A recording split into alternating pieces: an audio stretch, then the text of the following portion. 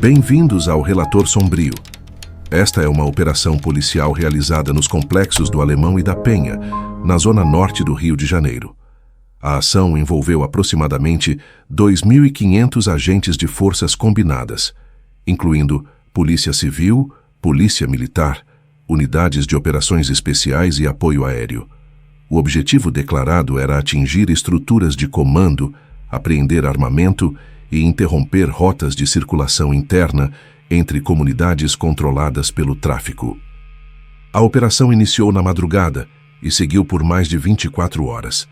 Houve bloqueios de vias expressas, presença de blindados, uso de helicópteros em sobrevoo constante e ações simultâneas em pontos elevados. A movimentação resultou em confrontos diretos em múltiplas regiões internas dos complexos. Ao final, o número divulgado foi de 64 mortos. Entre eles, agentes de segurança e indivíduos classificados como integrantes armados das facções atuantes na área.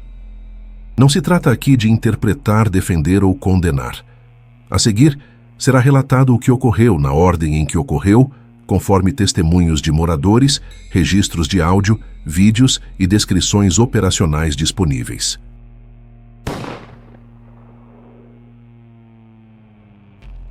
A operação começou a ser articulada ainda no dia anterior. Informações de inteligência indicavam movimentação interna de armas e de pessoal entre as áreas do Complexo do Alemão e do Complexo da Penha. O planejamento tático previa a entrada simultânea para evitar deslocamento rápido de grupos armados por rotas estreitas entre as comunidades. A ordem transmitida às equipes era clara: ocupar pontos altos primeiro, estabelecer corredores, manter visão. Por volta das 02h45, viaturas da Polícia Militar e da Polícia Civil se posicionaram em áreas próximas à Avenida Brasil e à linha amarela. Os blindados permaneceram desligados inicialmente, evitando ruído que pudesse alertar vigias internos da comunidade. O apoio aéreo aguardava autorização para decolagem, mantendo padrão de sobrevoo baixo quando acionado, mas não antes da entrada terrestre. Às 03h12, o primeiro blindado avançou pela rua Joaquim de Queiroz, sentido Nova Brasília. Agentes em solo estabeleceram duas linhas de progressão, uma pela parte baixa, seguindo ruas principais, e outra pelas escadas laterais, onde há ligação entre casas sobrepostas que permitem movimento rápido e cobertura parcial. A comunicação via rádio seguiu em canal reduzido, com ordens curtas sem troca de opinião. O primeiro contato ocorreu poucos minutos após o movimento inicial. Disparos isolados de fuzil foram registrados a partir de um ponto elevado próximo ao Morro da Baiana. A resposta foi imediata. Não houve tentativa de negociação ou aviso. O confronto começou ali. A partir deste momento, a operação avançou de forma contínua, sem interrupção. Nos becos internos, moradores perceberam a movimentação quando holofotes passaram a iluminar áreas de laje. A reação da comunidade foi automática. Fechamento de portas, desligamento parcial de luzes internas, posicionamento de pessoas em áreas centrais da casa, longe de janelas. Não houve evacuação. O deslocamento externo era inviável. Grupos armados instalados no alto da Grota e da Nova Brasília iniciaram formação de resistência. A movimentação foi feita por vias internas, utilizando caminhos entre telhados, passagens estreitas e escadas sem corrimão. O objetivo era retardar o avanço e dificultar a progressão dos agentes.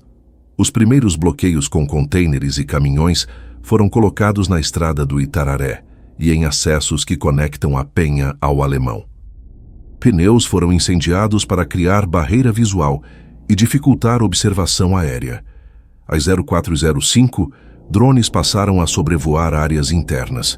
A operação contou com drones operados pela polícia, equipados com câmeras térmicas para identificação de movimentação em telhados. Há registros de drones menores operados pela facção, utilizados para reconhecimento básico de posicionamento dos agentes. O uso simultâneo dificultou identificação imediata de origem dos equipamentos por moradores e até por observadores externos. A partir da 055 e rezo, o helicóptero entrou em ação. A aeronave sobrevoou a região da fazendinha e grota em altitude média, iluminando trechos onde havia suspeita de concentração de homens armados. Os disparos que ocorreram a partir do helicóptero foram direcionados a áreas onde se identificou movimentação ativa de atiradores. Essas ações foram confirmadas por vídeos gravados de lajes próximas. Não houve tiros aleatórios para o solo, o alvo era visual. No solo, o avanço prosseguiu rua por rua. Os agentes se revezavam nas posições de frente, quem abria caminho e quem dava cobertura. A progressão foi considerada lenta por causa da estrutura do terreno, que inclui becos estreitos, variações de nível e pouca visibilidade lateral. O movimento se mantinha constante, não houve recuo. Ao longo da manhã, as equipes estaduais posicionadas nos pontos altos começaram a controlar áreas estratégicas. Quando uma laje é controlada, ela se torna ponto de observação e comunicação. Isso permite mapear corredores de fuga, áreas de concentração e movimentação interna. A partir desse momento, o controle visual favoreceu o avanço terrestre na parte baixa da comunidade. Enquanto isso, na Penha, a entrada ocorreu com tática semelhante. Blindados na base, agentes a pé nas subidas, helicópteros em voo intermitente. A comunicação entre as duas áreas foi constante. A operação não tratava o Alemão e a Penha como frentes separadas, mas como um só terreno conectado por rotas internas. Essa foi a principal diferença em relação a outras operações anteriores. Até o final da manhã, os confrontos continuavam. Não havia número oficial de mortos ou feridos. Os relatos internos entre moradores informavam movimentações, tiros e bloqueios. As equipes médicas tentavam entrar, mas o deslocamento era restrito. Algumas remoções só puderam ser feitas com motocicletas, já que ambulâncias não conseguiam subir. O objetivo da primeira fase foi cumprido: entrada, estabelecimento de posição, controle visual e corte de deslocamento interno. A operação entraria então na segunda etapa, consolidação e varredura. É essa fase que define o desfecho.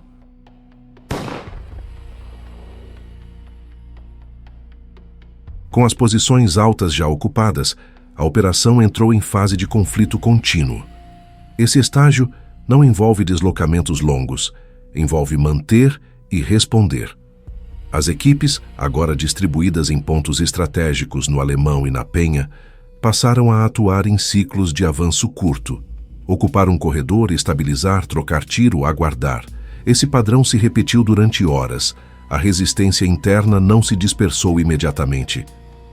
Os grupos armados utilizaram rotas conhecidas pelos moradores, passagens entre casas e telhados que não aparecem em mapas convencionais.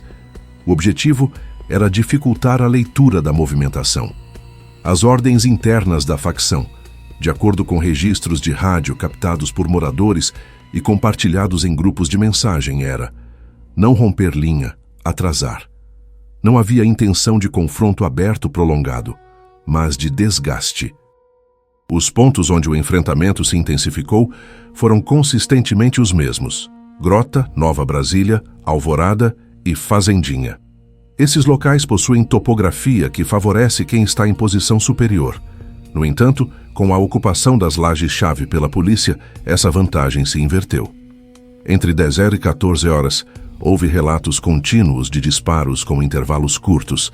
Não se tratava de rajadas prolongadas, mas de tiros isolados, direcionados, quase sempre de resposta. O padrão auditivo nesses casos é característico. Um disparo único, 2 segundos de silêncio, outro disparo, depois um grupo de 3. Isso indica que os atiradores estavam identificando posições específicas, não atirando em direção aberta.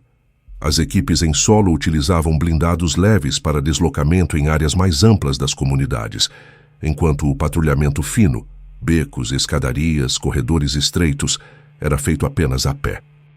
O blindado nesses locais não funciona como arma de ataque, mas como cobertura móvel.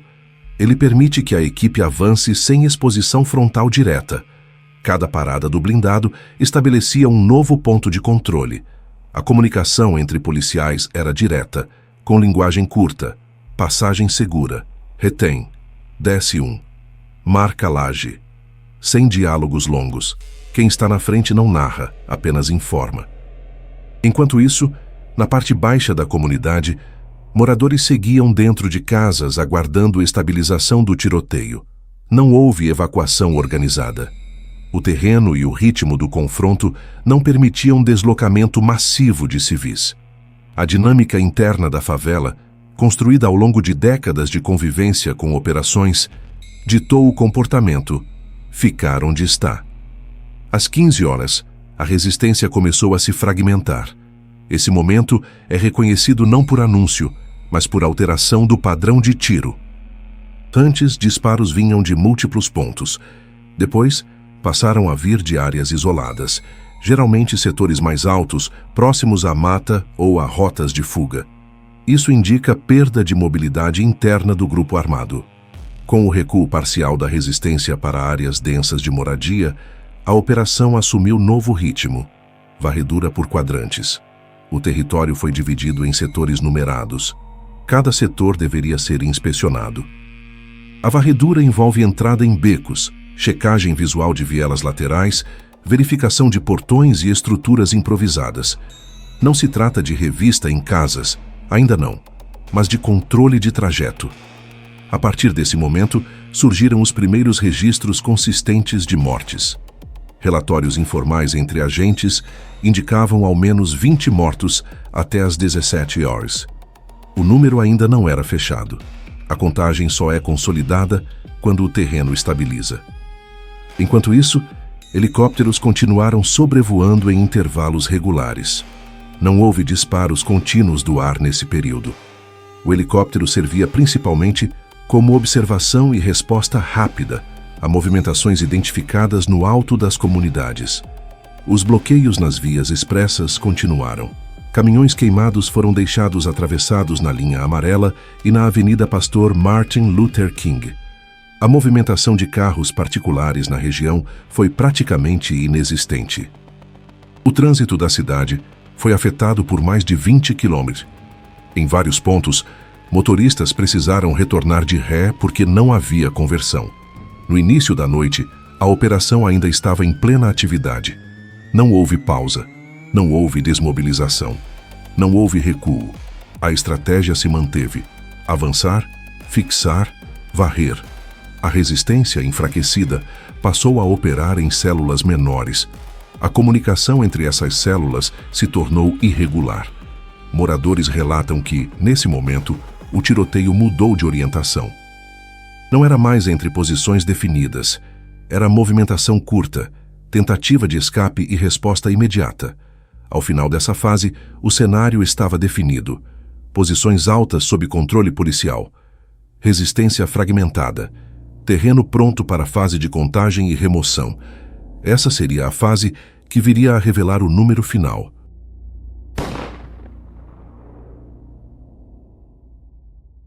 Com a resistência fragmentada, iniciou-se a fase de varredura territorial. Essa etapa é padronizada em operações de grande escala. Delimita-se o perímetro interno, dividindo o complexo em setores numerados. Cada setor recebe uma equipe responsável por percorrer rotas pré-estabelecidas, verificar pontos cegos e confirmar a ausência de movimentação hostil. A varredura não é uma busca aleatória. É um movimento lento, metódico. Ela ocorre sempre de cima para baixo, das lajes para as ruas, das ruas para os becos, dos becos para áreas mais abertas. Isso impede retomada de posição por parte de grupos armados. No complexo do Alemão, a varredura começou pelos pontos mais altos da Grota e Nova Brasília. No complexo da Penha, iniciou-se pela parte elevada da Fazendinha. As equipes avançaram pelas passarelas internas, estruturas improvisadas de madeira ou concreto que ligam o segundo andar de uma casa à laje vizinha. Essas passagens são amplamente utilizadas por moradores e também por grupos armados para circulação fora da linha de visão da rua. À medida que o avanço progredia, os primeiros corpos começaram a ser documentados. Não se remove o corpo imediatamente. Primeiro se verifica posição corporal, orientação da arma, se houver, presença de carregadores, mochila ou comunicação por rádio, marcas no entorno, estilhaços, perfurações, sangue, impactos. Somente depois disso é feita a identificação preliminar. Não há conversa, não há análise interpretativa. A anotação é simples. 01, masculino, arma ao lado. 02, masculino, sem armamento visível. Cada corpo localizado é marcado no mapa interno. Esse mapa não é público. Ele define onde houve confronto e onde houve movimentação posterior. Até este momento, a presença de civis feridos ou mortos ainda não havia sido consolidada. O foco era estabilizar o terreno. O acesso a serviços de saúde era limitado pela presença contínua de atiradores remanescentes em alguns setores superiores. Enquanto a contagem avançava, os drones continuaram sobrevoando rotas de fuga. O objetivo era impedir que indivíduos armados se deslocassem para fora do complexo, utilizando matas periféricas e vielas externas. Registros indicam que alguns grupos tentaram recuo pela região do Alemão em direção ao Morro da Caixa d'Água, mas foram bloqueados antes da descida. Nas partes mais baixas da comunidade, os moradores começaram a circular novamente, mas de forma restrita. Movimentos curtos entre casas, sem permanência na rua. A comunicação entre vizinhos era objetiva, segmento varrido. A equipe passou. Não tem passagem por cima. A varredura prosseguiu durante a madrugada. O ritmo é lento para evitar emboscadas. Lajes foram revisadas. Portões de metal foram testados. Casas com sinais de arrombamento anterior foram anotadas para inspeção posterior. Por volta das 02h da manhã seguinte, as equipes de perícia iniciaram o trabalho formal. A perícia chega só depois que o terreno está estabilizado, para evitar baixas secundárias. A presença da perícia indica que a fase de confronto ativo chegou ao fim. Nesse momento, o número de mortos começou a ser consolidado entre as equipes. Esse processo é feito por dupla confirmação: contagem operacional campo, contagem pericial, registro. Só depois da coincidência entre as duas é que o número é transmitido à coordenação da operação. Às 05h17, a contagem interna apontava 64 mortos. Essa informação não foi divulgada imediatamente, ela permaneceu circulando apenas entre as equipes envolvidas e a central de comando. A divulgação pública só ocorreu após a confirmação de que o território estava completamente sob controle, sem risco de retomada por grupos armados. Com a varredura encerrada, iniciou-se o processo de retirada parcial das equipes. Blindados permaneceram posicionados nos acessos principais. O helicóptero manteve sobrevoo esporádico, agora apenas como presença dissuasória. O movimento interno voltou lentamente. Comércio reabriu parcialmente. O transporte público retomou rota desviada. O terreno, porém, não retornou ao estado anterior. As lajes marcadas como pontos de observação permaneceram sob controle. As rotas internas foram catalogadas.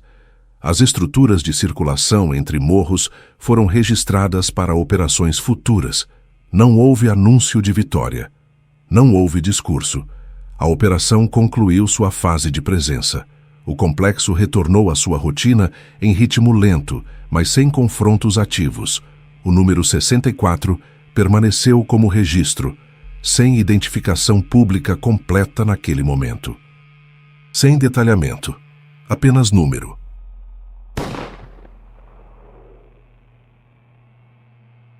Com a contagem estabilizada e a varredura concluída, a operação entrou na fase de manutenção de controle territorial.